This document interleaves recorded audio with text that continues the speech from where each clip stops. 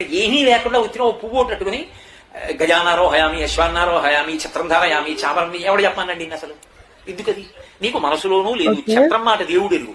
అసలు నీకు మనసులో ఛత్రం ధారయామి అన్నప్పుడు ఏం చేద్దాం అనుకుంటున్నావో కూడా నీకేం లేదు. తినే అలా అంటూ ఉంటావు అంతే. ఓ పువ్వు చేతిలో ఇలా ఇలా ఇలా అంటుండడం ఎందుకది? పోనీ మనసులో ఉండి నువ్వు ఛత్రం ధారయామి అంటే ఇలా ఏంటి? నీకు గొడుగు వేస్తే ఇలా అంటారా? గొడుగెట్టి ఇలా అంటారు గొడుగు పట్టుకుంటే. ఛత్రం ధారయామి పోనీ పువ్వు ఇలా పెట్టడం ఇలా అంటాడు ఏమిటో ఎందుకది? నాకు వస్తుంది కోపం. గుళ్ళకెళ్ళినప్పుడు అలాంటి పూజలు చేసే వాళ్ళని చూస్తే జుట్టు పట్టుకుని బయటికి ఈడ్చుకొచ్చేయాలనిపిస్తుంది. నీకు బుద్ధుందా ఏమిటా పూజని? కానీ తమాయించుకుంటుంటాను. నాకు వచ్చే కోపం ఎటువంటిదో గోపాలకృష్ణ గారికి తెలుసు. అందుకే నేను గుళ్ళకెడితే బాబు పూజ చేయకండి, నేను దర్శనం చేసుకెళ్ళిపోతానంటుంటాను. నిజంగా నువ్వు చెయ్యాలనుకుంటే ఓ గొడుగు వేయలేవు. ఓ గొడుగు తెచ్చి ఇంత వెండి గొడుగు తెచ్చి ఇలా పెడితే చాలు అమ్మవారికి. నువ్వు నిజంగా బంగారు ఛత్రాన్ని తెచ్చి అమ్మవారి మీద పెట్టాను, లేదా పట్టుబట్టతో ఛత్రాన్ని తెచ్చి పెట్టానని భావన చేయపోని అక్షతలవి. ఒక్కొక్క ఉపచారానికి ఒక్కొక్కసారి సమర్పణం చెయ్యాలి.